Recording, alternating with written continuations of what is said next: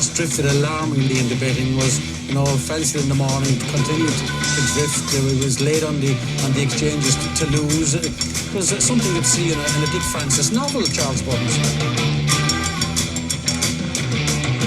The ground is soft. It's not. It's heavy. It's soft on times. It's heavy. Okay. And a big warm welcome to the Bar Stewards Inquiry Sunday Sermon. Well, what a show we've got for you this week. Didn't take much writing this one. We didn't have to scale Tony Calvin's Wade In podcast questions thread, even though John did one this morning. But John and Chris, welcome, guys. Yeah. Hello. Yeah. This is going to be a good one. This is going to be a perler. I'm sure of it. And if you've been under a rock for the last couple of days, you've missed quite a bit. Anyway, we're going to get on with the show. Before we get on to the meat, the real meat and juices of all this, we'll just do a quick review of a couple of races this weekend, John. Just to do the show justice for its review show.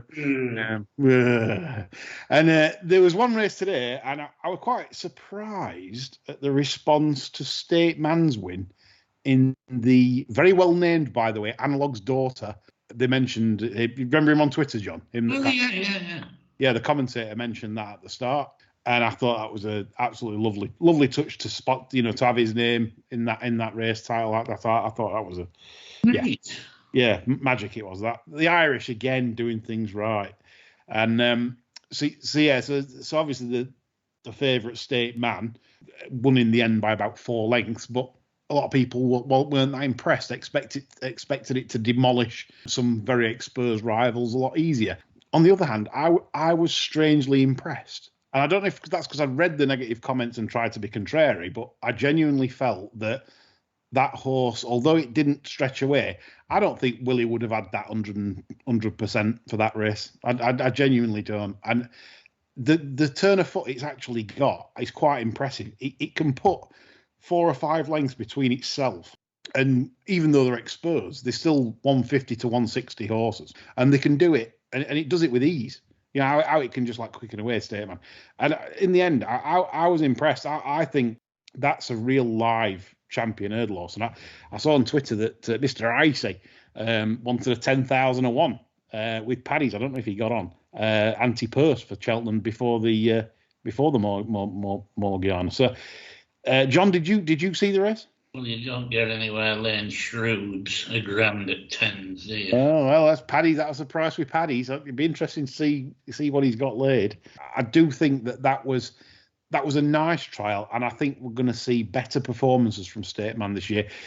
And I think he's a real live one for the champion. I do. Really do. He's pretty unexposed, isn't he? Yeah. I always think for Cheltenham's 2 mile, in a typical spring race, you just need that little bit of gears, like Honeysuckle's got. Yeah. The ability to just put a race to bed, and then just stick your neck out when the challenges start coming.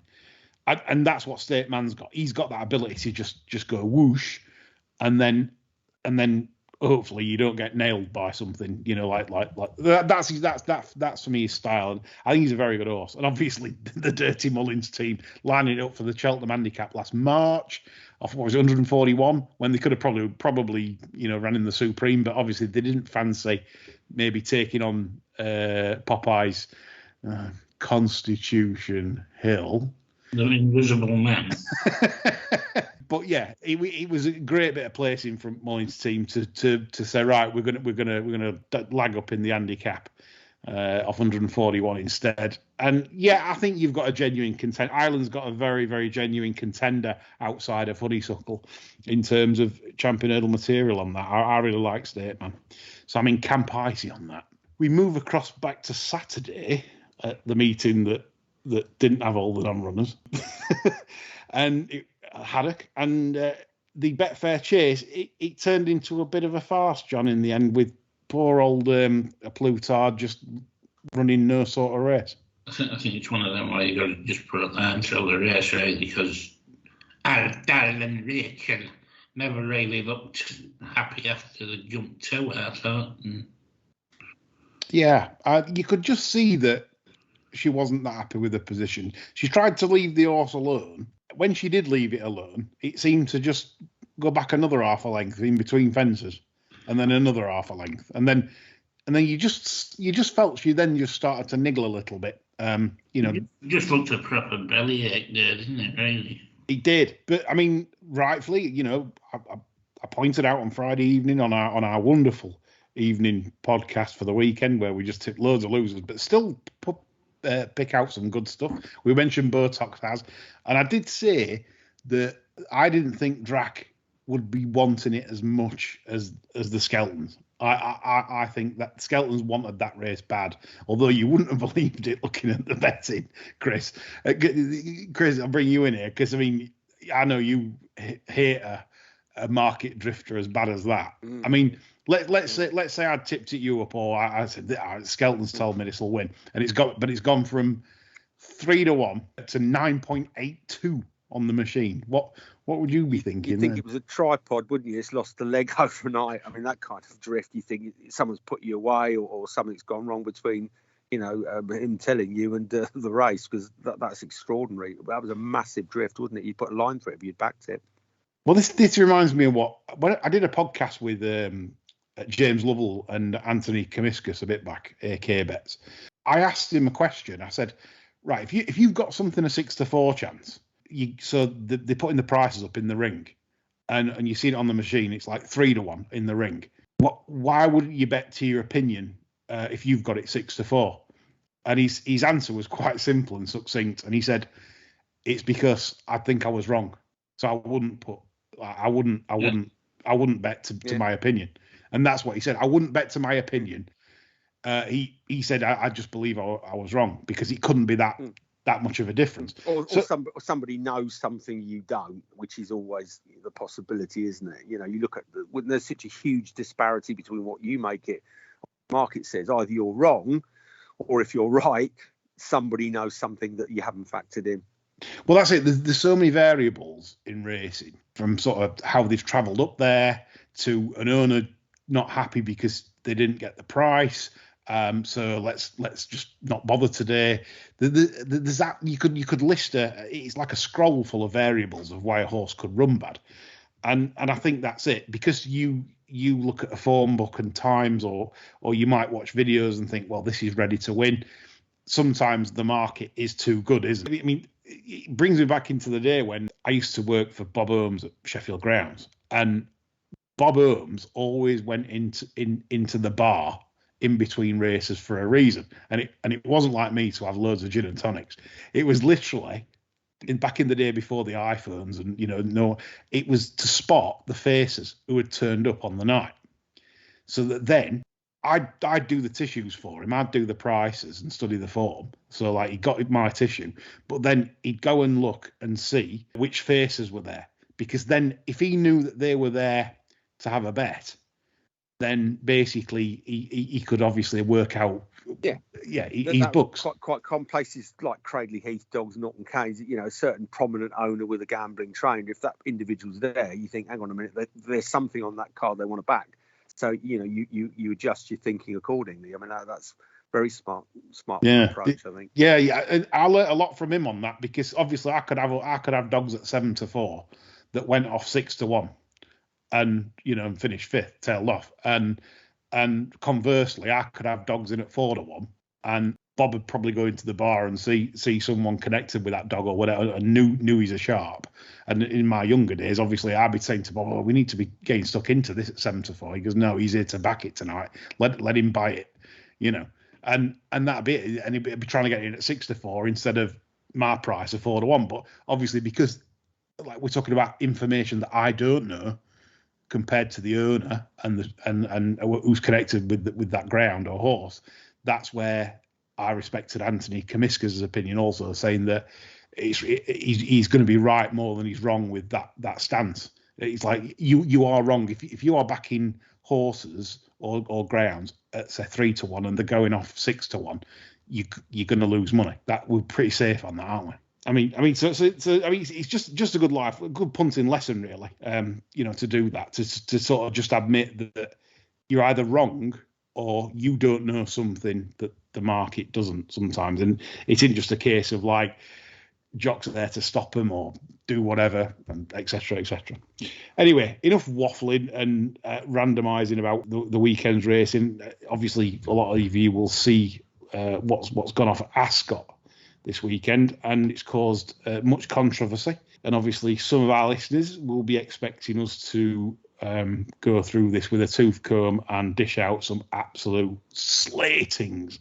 First of all, John, Chris, it was said earlier this week that Constitution Hill was running. Michael Buckley came on at the races, said, yeah. Even Hendo said earlier in the week, yeah, it's, all systems go for Ascot, blah, blah, blah. And then there was some kind of U-turn the day before. Hendo came on the races, and he basically said that, that Nico had said the ground, the jockeys were coming back saying the ground is not what they say it is. And he's going to have to walk the course on Saturday morning. So obviously we're in private chats and we're sort of all laughing between ourselves saying, right, this is he's not going to run, is it? It's just not going to run. You can tell when he makes noises like this, it's not going to run. So, but the Times on Friday suggested it was, I assessed it myself as good to soft, good in places. And there was one jock that got off and said there's no good to soft in that, it's good ground. I didn't feel the soft in that. So he I think it was one of the winning jockeys. He said it's good ground. So that's when the panic sets in with Hendo, I think. And then, John, the rest is history. I want you to take us through events, John, on Saturday morning, because you were ranting about a certain Luke Harvey. Well, I mean, that part of the situation is absolutely ridiculous, isn't it? I mean, before I get onto that, I mean, this game's in crisis now. No question about it, because these Saturday cards are a fucking disgrace. Nothing short. And the BHA and the National Trainers Federation need to get busy and ask jumps trainers just what the hell they actually want and act on it smartly, because otherwise no one will be going jump racing or betting on it. And if the sport's getting no return for pumping prize money into that sector, these people that are taking great delight in taking horses out at the last minute will be back racing in matches against each other for a brace of grouse or a set of Alice Plunkett's lingerie. Not according to Mark Johnston. Mark Johnson says we need to sell more ice cream or something, John. Naff the punters. They don't need punters. We can race without punters. Well, the BHA can act unilaterally and save money off the rest of the jump season as a wake-up call to the trainers. Drastically reduce the value of festival races, the national, etc. But the terrestrial media need to grow some balls. Now, Ed Chamberlain has his critics, but with him not coming from a racing background, if you like, he was clearly frustrated yesterday by the comments from the ex-jockeys on the team. As I thought the excellent Ollie Bell was as well, who did actually manage to point out the irrelevance of Harvey's pro-Henderson argument, which was more expectation management than punditry, for not running horses on perfect ground, as it had been described by the clerk. Now, unless these ex-jockeys are going to pull their ideas up a bit and actually act like pundits, rather than merely being there to draw pay and act as PR reps for the big trainers, they might occasionally pay lip service to the role as pundits by criticising lower order trainers, mildly. But overall, they add nothing to the coverage when they're doing this. It wouldn't be so bad if one of them could maybe sing an All Saints medley or something, but they have nothing. They're only there in the capacity, at the minute, to condition people to think this is the best they can expect. And this is like something we're getting in wider society now. This is as good as it gets. You suck it up, sort of thing. Yeah. There's no scope for improvement. This is what you've got. This is your lot. And this isn't the case and doesn't need to be the case in racing. What is the point of people like that being involved?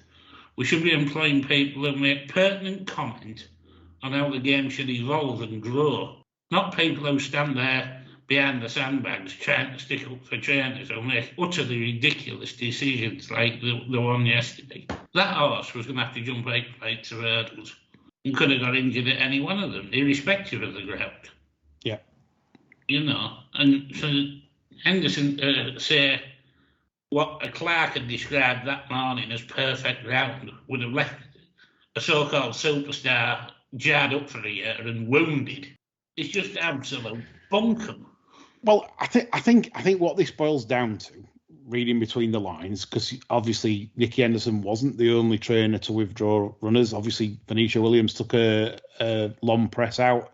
Grade 1 winner Alan King, Edward Stone did the same. Alan King made some really crass comments, I felt, regarding that he'd run horses at Ascot and before, and some had come back sore. But the difference when was Edward Stone entered then? I know, exactly. Yeah, why exactly. He entered that horse? If he thinks there's something wrong at Ascot, he's entered his best horse there. What does that say about him?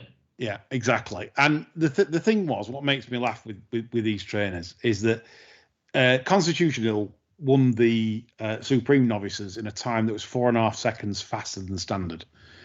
You cannot do that on soft ground. It is not possible to do a time of that ilk on soft ground. So it was nowhere near soft at Cheltenham. There's absolutely no way that Constitutional, for me, if he'd have ran yesterday, would have broken. He's run down the steep hill at Cheltenham, and he's never going to face at Ascot. Well, that's it. It's undulating. You know, like I said, it's up and down. So, you know, we always talk about horses getting injured predominantly because you've got. I understand, say, for example, Andrew Cooper was more at Epsom than he would say at Sandown because.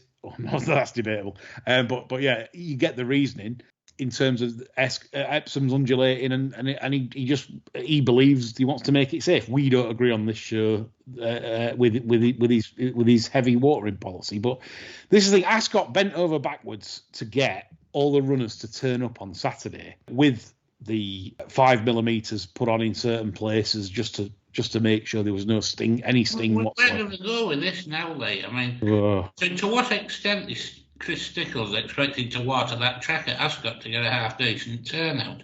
Yeah. You know, is he supposed to water it to soft in places? What?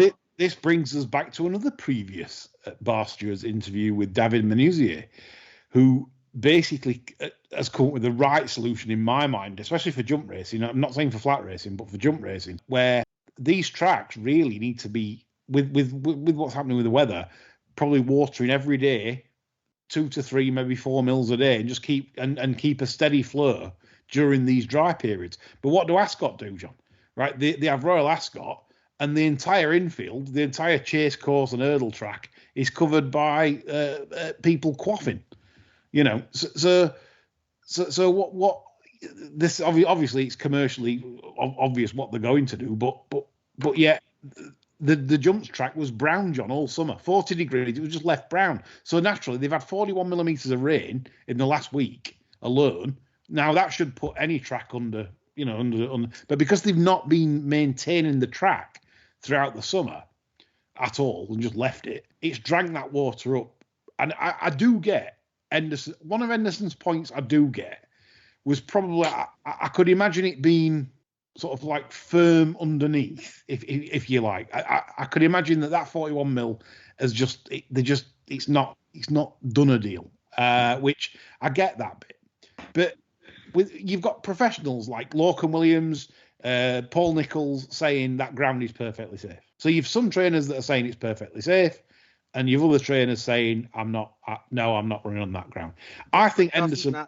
But doesn't it sort of speak to how disorganised and how self-interested all the individuals are concerned, in the sport? That there's no acknowledgement. There's no acknowledgement of the broader point, which is what a terrible look this is for a sport on a Saturday, which is, the showcase day for punters, and you have, a multiplicity of withdrawals. That's just shit from a strategic point of view. You can argue all day long about, what's right for particular horses, but collectively that shows a sport that just doesn't know who its customers are. Because if you'd paid to go to Ascot, you'd feel massively disappointed, wouldn't you? You have a day out and got decimated fields, you've got all this kind of controversy, and this is a sport that doesn't have any direction, doesn't know who its customers are, and doesn't understand. And what you've got with all the jockeys and pundits defending, the trainers withdrawing horses, they remind me of like collaborators. You can imagine waving flags as the Nazi panzers charge down the Mall. Whatever these trainers do and say, the media, with a few exceptions, will say, you don't understand horses. They've got to do what's right for the horses. And yet you've got the champion trainers saying, well, the ground's perfectly safe. So either the ground is fundamentally unsafe, in which case, there's a big question that Ascot have got to answer, or you've got a load of trainers that are just absolutely obsessed with Cheltenham. And, and look how Alan King campaigned Trueshan. Every time there was any suggestion that, the sun might be poking through, he withdraws it. Now he will argue, well, I've done what's best for the horse, but collectively, it's a bad look for the sport. And it is definitely a sport in decline, as far as I can see. I mean, jump racing is getting worse and worse and worse. Massively. I agree with everything you said there. And especially with sort of the Cheltenham thing as well, it's now become such an obsession. But then again, the prices that owners are now having to pay for top class national and bloodstock is astronomical. I mean, take Phil Martin, for example. Phil Martin, he had also with Brian Ellison, Windsor Avenue, like he spends fortunes trying, or he did do, trying to get a Gold Cup. He's always wanted to win a Gold Cup. And the prices just keep going up and up every year because obviously a lot of rich people want to do that. They want the next Gold Cup winner. So what used to be sort of £200,000 for, say, a potential Gold Cup horse, now is in the £400,000 to £600,000 range, bought privately. They don't even make the sales. So because the best owners want the best horses, so they don't care. They don't care going to auction. Say no. What are we paying for this? So they are changing hands for mega money. So I think the pressure's gone up for the trainer. The owners might be sort of putting pressure on the trainers. Well, I've paid $600,000 for this, this 30 length point winner. I expect this to be, And so if it goes wrong and or it goes wrong physically, that I reckon the traders feel under enormous pressure to get it right. And that, but could you see Buckley putting Henderson under that kind of pressure? How could all the experience Buckley has as an owner, all the absolute tragedy he's had as an owner as well. I mean, he's lost some really good horses. Yeah, I mean, look, it's one of them we never know behind the scenes what goes off. I mean, owner should be key, not the trainer. I mean, if I owned a horse and I said, I don't care what you say, we're running. That would, I pay the bills. That's the thing. Who knows? Maybe it is Buckley behind this. Who knows? I don't know. But it was the obsession with Cheltenham, though, Lee. That's the problem. It's because everything is geared around Cheltenham. Nobody wants to take a chance. Okay, welfare considerations I accept, etc. But nobody wants to take a chance that the horse may pull up sore and it knocks back its campaign because everything is geared to Cheltenham. It's not as if you have an island where you've got lots of big races where they think, okay, we'll run it, blah blah blah, and if we get to Cheltenham, that's great. Everything in the UK is geared to Cheltenham, and that's why nobody wants to take a false step. And the downside of that is the common or garden sort of Saturday meetings are suffering as a result. Ultimately, you may have a sport where you just have Cheltenham, nothing else. Well, that's it. And a few sort of warm-up meetings. The sort of commercialisation of Cheltenham is massive, and obviously we had the recent debate whether it should be 5 days, and it was talked about whether they would do 5 days. I personally think it's a short price. They will eventually go to 5 days. Honestly, do, because they're just that mad. They don't care about the fans in the sport. They do not care. Right? If they cared about the fans or the people that pay to watch, it's traders. Yeah, less is more. Less is always more. Ireland don't race every day, and you can see from Ireland they get big fields. They get that's how it is. I mean, already this week we've had sort of 9 race all-weather cards stealthily creep in to the racing calendar. When, John, have we had 9 race? It's 4 or 5 times this week we've had 9 race all-weather cards. Yeah, it's just bonkers. Now, I know that people say, well, there's demand for that because it's all 0 to 60s, but as fans of the sport, you're not tuning in to watch a 0 to... It's good for the trainer, it's good for the owner that wants to run, but it's not good for people watching because people aren't going to sit and watch that shit, are they? You're not going to pay a track and go, I know what, we'll go and watch 9 0 to 60s at Wolverhampton. It's pure betting shop code of that, isn't it? I mean, Well, it is, and this is why the fans are never consulted. The fans are never consulted on anything. The racing people that go and pay the money and want to see great racing. And imagine the people that bought the tickets on Thursday on the back of Michael Buckley and Nicky Henderson saying this is going to run. And there are a lot of real nice, lovely national fans that want to see these really not good horses run. So they pay the £45 for the ticket. They whatever it is. They pay the train fare, and they're excited to go and see some proper national action on Saturday. Which when the decks came out, it was proper good national hunt action. 3 grade 1 winners. It was a good card. But then you always knew something like this possibly was in the making. And that's the thing. Imagine, Chris. Imagine like you paying for a Tyson Fury fight, say against Chisora at Tottenham Stadium. So you've paid your 200 notes for your seat in the gods. Yeah, right. Outside in the car park at 200 quid. Yeah. So you've done that, and then you sat down. You bought your 10 quid beer, right? Yeah. You sat in your seat, with your boy, and you're saying, right, it's be a good card. There's got some good fights coming up, and they announce on the tannoy, we've got to sing Sweet Caroline for a bit because it looks like Tyson Fury's not going to come out and fight. So sorry about that. It's how it is. Yeah. There'd be riots. There would be. We're going to wheel out the car park attendant. He's going to try and do 10 seconds with Chisora. Everyone all right with that? Yeah, that's fine. Absolutely right. Because boxing, for its many, many, many, many faults, and there are millions of them, understands that the paying public, and in the case of racing, punters, are absolutely the lifeblood. Boxing wouldn't exist if it wasn't for people, buying tickets to watch it or watching it online or buying. Wouldn't it? Yeah.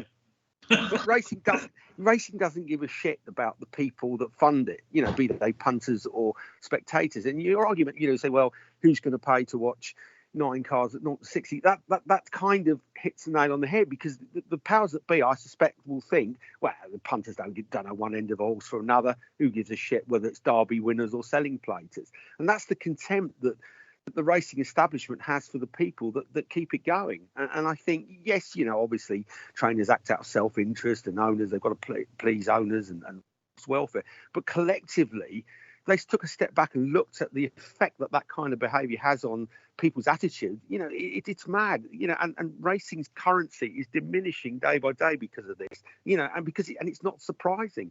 People knew that Henson wouldn't run that horse. They absolutely knew. It was, I don't want to do a Chris Paul here, after timing, but it was 1.01 once he started muttering about, not sure about the ground. And that's a bad look for racing. And these people can't see outside, their own little bubbles. Yeah, and it's Big Corp that's clearly behind this. And I'm not blaming Big Corp for Saturday. I'm blaming Big Corp for everything else to go with it, as we've just said about punters.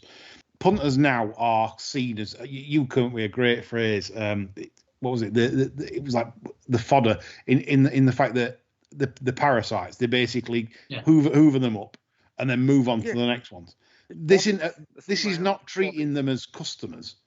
It literally, like you said, it eats bodies, and that's since Big Corp came along, racing has gone downhill badly. There's a correlation here. Big Corp come in, they buy up smaller bookmakers, so that it becomes less bookmakers owned by different people and different concerns, and then the big corps then rule the roost and have the biggest say of what's going to happen next. And as we can see, the shareholders have always got to have a bit of bubbly for the shareholders, and the punters mean absolutely zero to anyone in the UK. The Irish are still going a lot stronger than we are on the national hunt scene. I mean, there's arguments really to switch Cheltenham to Ireland. I think you may as well, to be honest. I honestly do. I'm worried for the sport. I'm worried that they aren't attracting the right people to the sport. Like John says in his brilliant piece at the start of this discussion, you know, and he says about the punditry also and the media add to this shit show. They don't stand up against it. Chapman sort of like agreeing. I mean, Nicky Henderson's ridiculous comments this morning when he stated that if he'd have ran constitutional Saturday, he could have been out for a year. The man for me is close to senile. I'm sorry. He might be a great trainer and he might be, you know, like done whatever. You know, you can't start saying about his achievements, but I just think, you know what happens when you get to a certain age, chaps? You know, sometimes your decision making might not be as good as it once was, and we're seeing now a total fanny. It ain't chemical, Nicky. The media should have been tearing his throat out for that, metaphorically. But instead, you have all the pundits acquiescing. Oh yeah, Nicky knows better. Nothing wrong with him, yeah. Because they are, you know, because it's almost part of the class system. You know, there's a lot of cap doffing and forelock tugging because of who he is, because of his achievements, because of his breeding, his family, his stature in Lambourne. It's, you know, everyone genuflects towards him. Whereas in a lot of sports, let's say football, etc. And I know obviously Alex Ferguson refused to speak to the BBC for young. I could not imagine football journalists sort of saying, well, all right then, Jurgen Klopp, you know, I believe you're happy with getting beat 3-0. They're gonna criticise his team selection. They're going to criticise his tactics. But people don't do that in racing. Oh yeah, well, you know, Nicky knows best. How about, you know, that's the as you say, Chris, as well. It's very much a class thing and always has been. I remember when Ginger McCain was training Red Rum. Now, after Red Rum got beat in the 75 National, Ginger McCain, quite wrongly, in just about everybody's opinion, took him up to Scotland a fortnight later for the Scottish National. And he got stuffed again.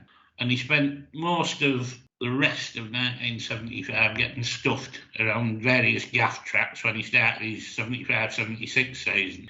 And Joe Rowntree even wrote an open letter to Ginger McCain in the press, saying that the horse had gone and should be retired. Now, if Fred Winter had trained that horse, I don't think there's a cat in hell's chance Joe Rowntree would have even put pen to paper, let alone written an open letter.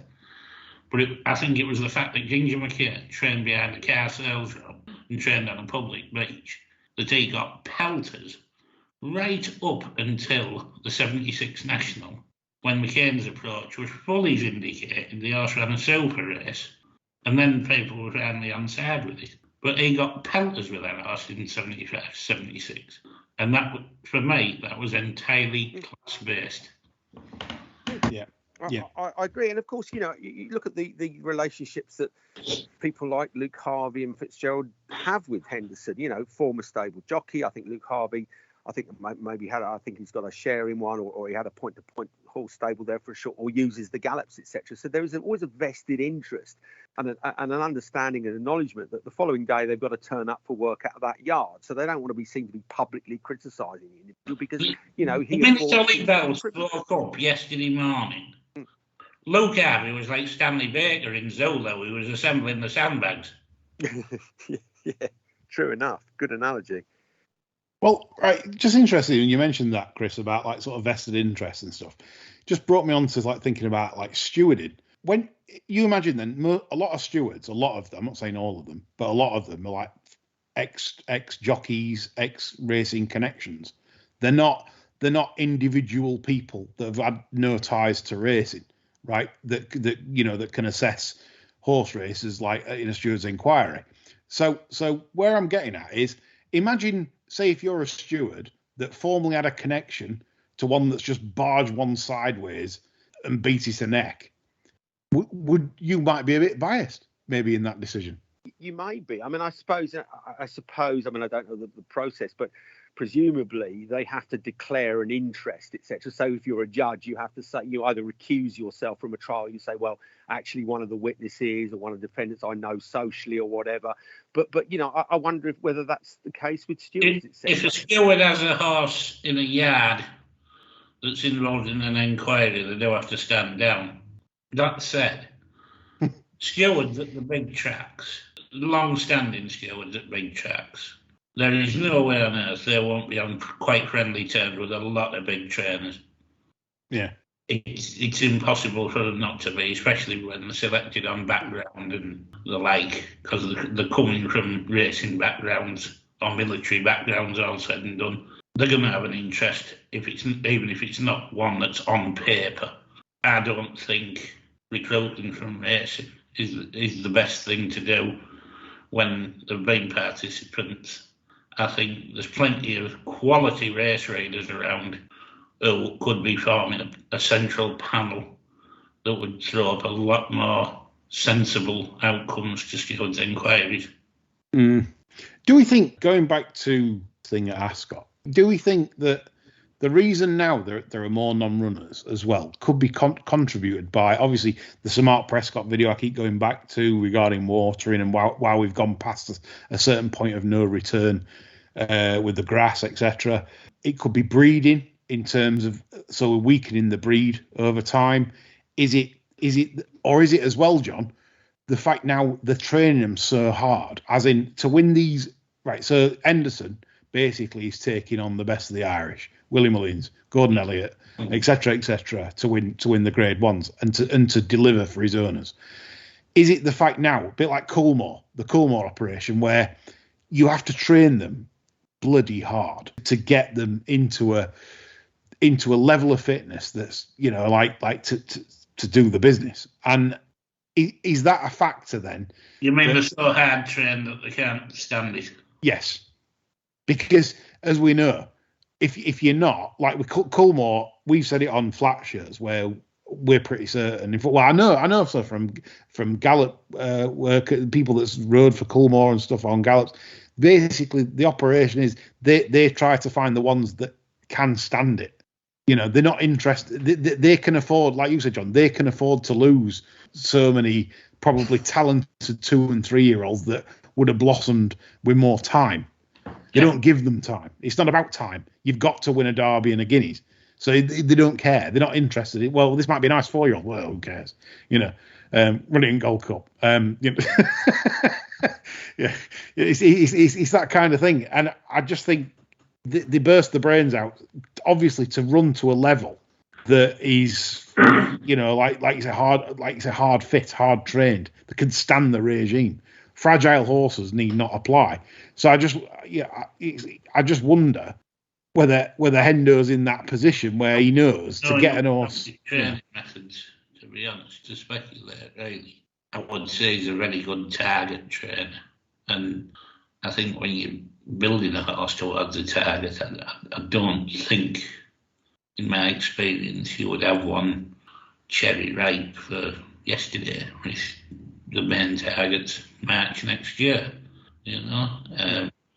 so you might be worrying that he's maybe a little bit gassy, doing too much early on, something like that. But really, a reasonably experienced horse that age, it shouldn't be a factor when he's not known as a hard puller or anything.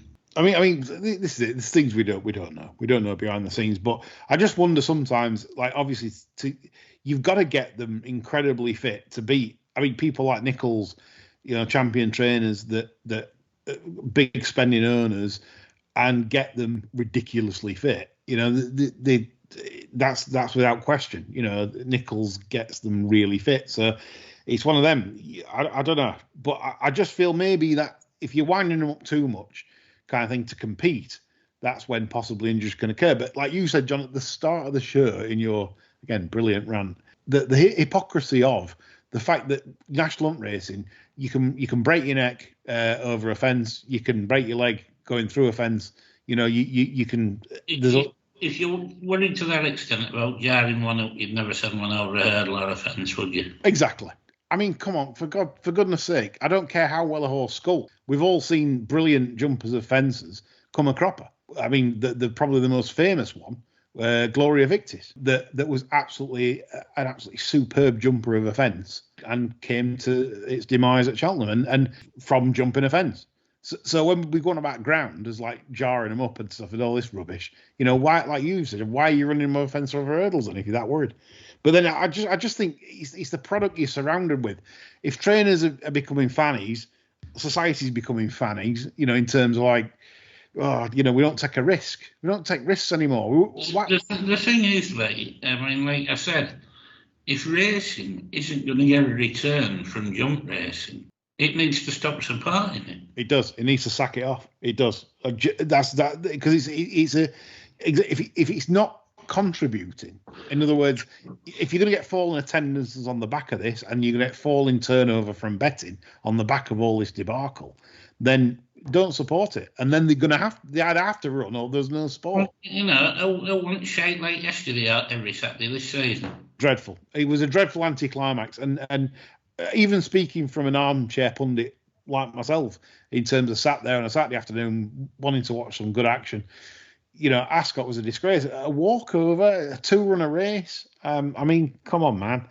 It's just, no, that needs to never happen again. So solutions, I mean, myself, I would put forward, if Ascot can't produce ground that trainers want, I mean, because trainers are in power here, let that be no mistake. Trainers and owners are in power. Punters aren't in power anymore. There's we've got no say. We just have to get what we're given. Would you put forward a proposal that would different tracks to be able to put a bid in for that meeting that week? So if the forecast was dry, there's no chance of getting any soft in that ground. Is it not possible to just say, right, what tracks can produce soft ground for Saturday? Like go through your country, Scotland, wherever the rain's falling, and go there, and just and do a thing where Ascot get a cut of the gig because it's their meeting, so they still get a cut. But the track that puts it on also, earns its money, and work like that. But that's working for the fans, isn't it? That's working for the people that watch the sport, and they're not interested in people that watch the sport, because if they were, that'd be a viable solution. They could have said on Monday, right? Chris Nichols could have said, "Well, we're not going to get much soft in this ground." So we could, but even though there was soft in the ground, I know, but I'm just on about other meetings that said Cheltenham sometimes have quick ground, genuinely quick ground, as Crathing Fryers tested to many times. What tracks could we say that could produce soft ground? Air can sometimes. Haydock obviously produces soft ground. We could have had a 14 race card at Haydock Saturday, John. The people treading in after the races might have had something to say. Well, yeah, I know there's TV rights, but so there's other issues, but at least try and solve it. I think the idea of transferring ratings is excellent, to be honest. I mean, Sedgefield have transferred the Boxing Day fixture already because their ground wasn't going to be adequate. Yeah. That's at Newcastle now. So that's doable. I think what the need to do really is get hold of these national trainers and say, what do you actually want in order to run your horses? If that results in a directive of a minimum stick rating, or ground has to be soft for the jumps and they all agree to it, whatever, I mean, the need to make some sort of progress on this, though, and fast. Otherwise, this game's just going to go down the Swanee. It is. It can't be sold. It can't be sold to the masses with things like this taking place. It was a disappointing weekend, and we share all punters' sentiments in this, but we're not considered. It literally is, like Henderson said, it's about the horse and the welfare, but it's not really about the horse and the welfare. I'm pretty certain it boils down to one meeting, which is Cheltenham in March, and these trainers, once Alan King probably saw his horse taking on Emmett Mullins, and trying to get two stone to really good potential handicappers in Bootle and Sir Scottish, he probably thought, do you know what? I can't be bothered. We're gonna get tanked trying to get these 26 pound, and things like that. I genuinely think they just blame there's something to blame. It's ground, withdraw when they don't like the race setup.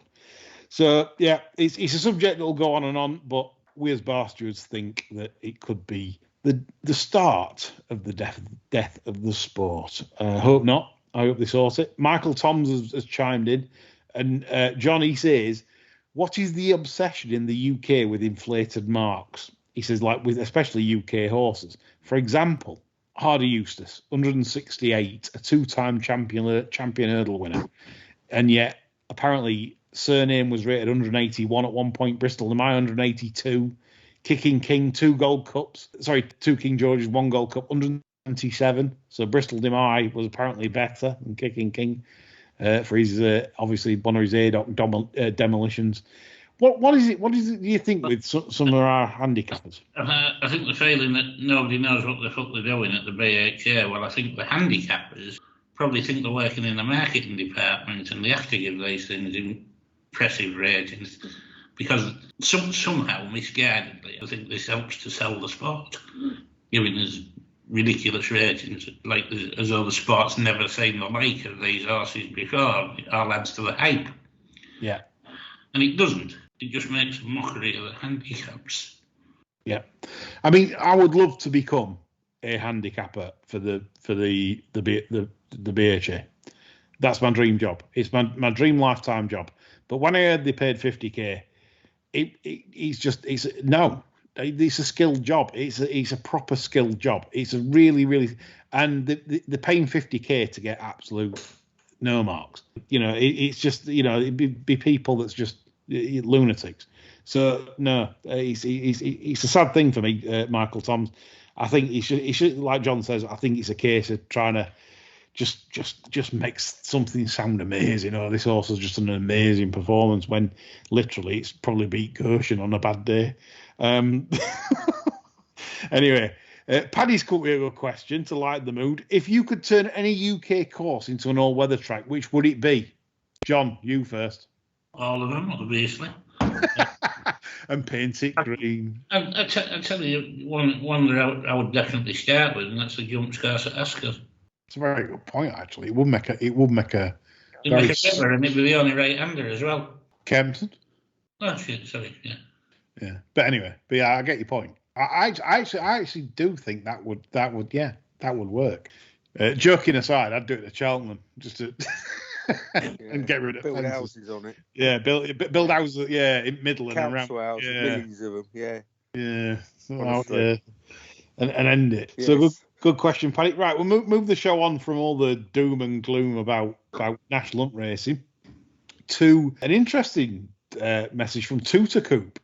And he posted a video of Kia Joorabchain on Nick Luck. I believe it was this morning, but I didn't catch up with the show this morning, so I don't know if it was this morning. But anyway, so Kia Joorabchain of Ammo Racing, now, that's how you'd know him probably better. And he said something very interesting to Nick Luck today that he picked up on. And Kia Joorabchain came out and said he got involved in racing back in 2003. And he said, but I had a really bad start in racing. And so Nick Luck said, why? He said, well, there was one trainer. So Nick Luck interjected and he said, what, English trainer? And he went, yes, English trainer, that ripped him off. And he said it really upset him, and it was a bad start to his venture. He says he's not in it for money. Obviously a very wealthy chap. He's not doing it for the money, but he's doing it for the success, if you like a lot of rich people genuinely do. So I did some research on the back of this, and you'd be interested to know what I found. So Kia Joorabchain run syndicates called Karma Racing Limited and Karma Racing. You know, there were several pseudonyms that he owned horses in 2003. Right, there were 3 trainers between 2003 and 2006 before he changed names, not to Ammo, but his next venture. The 3 trainers in question that he had horses with, so it has to be one of these 3 trainers that's fucked him over, right? It was Jamie Osborne, Rob Millman, and Willie Agus. Following that period, between 2003 and 2007, Rob Millman continued to train for him in his new company. So it can't be Rob Millman. No. So that leaves, it can only be 2 trainers that's ripped him off. And he described another man with the said trainer that had ripped him off in terms of, like either buying horse or whatever. So it's either Jamie Osborne or Willie Agus. So Rob Millman is now excluded. Oh, I mentioned him just for that reason, obviously. But Jamie Osborne or Willie Agus. Chris and John, who is more likely to have done? It's Cluedo, this. in the library with the candlestick, is it Jamie Osborne or is it Willie Haggis? Well, mindful of the libel laws in this country, I'll decline to answer that. I'm afraid. So I'm gonna sort of plead the fifth here. That's terrible. I know, not awful. Sitting on the fence shit. No. We don't do this here. We don't do this. I'm saying who's more likely to have. That's a lie. We're not saying has done it. Likely to have done it. Jamie Osborne or Willie Haggis, John? I find it very hard to believe either of those upstanding gentlemen would do anything of the sort. No, well, I priced it up. I went 1-14 Jamie Osborne and 8-1 Willie Haggis. So there we go. So you make up your own minds, Barstew's listeners. It can only be those because under the syndicates, he only had 3 trainers during that period, and he said one. He said on Nick Luck, he said it himself. One trainer ripped him off. So the good thing is, maybe if Jamie Osborne starts suing me, maybe Joorabchain will back me up. Yeah, knowing your luck, it'll be fucking Rod Millman, won't it? Outsider of 3, it's the old system. Yeah, it always works that way. You think you've got a nap bet, and I've messaged you. Well, have you got a nap bet? I mean, he's a funny bugger, isn't he? He swaps trainers like a lot of people swap their knickers. Well, there is that also. No, but it can only be 3 though. It can literally only be those 3. But then, if it was Rod Millman, why would he have Rod Millman training for him onwards, and Rod Millman training 5 winners after that period? But this is assuming he's being ripped off. Well, yeah. Well, yeah. Well, that's the other thing. Just spunked a load of money on bad horses. Well, that's it. Yeah, it could be anything. I mean, I don't even. Yeah, that's it. It could just be he's spent. There's a lot of people in racing that think they're beyond purchasing bad horses, and we all know everybody can. It's true, but I do think it's a bit of an exclusive that in terms of if anyone's watched that interview that's listening, I'm saying it's 1-14. It's Jamie Osborne. If obviously what Joorabchain said is the right thing. But then again, if Jamie Osborne then sues me for these comments, then he's got to sue Joorabchain because Joorabchain said there can only be 3 possibles. So he hasn't named Jamie Osborne, has he? No, he hasn't. But it can only be then Rob Millman or Willie Haggis. So it's one of the 3. It has to be one of the 3. Look at you two. You absolute pair of wets. We ain't got fucking. We ain't got a fucking pot to piss in. I'm going to say we're all fucking potless. It don't matter really. Have a few quid in shares and a few. Good luck with that, fucking Jamie Osborne. You goofy bastard. Oh Christ.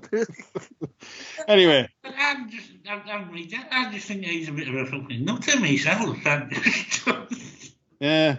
Jamie Osborne also trained an horse for me as well. He sold me a cripple for 15 grand. Did he?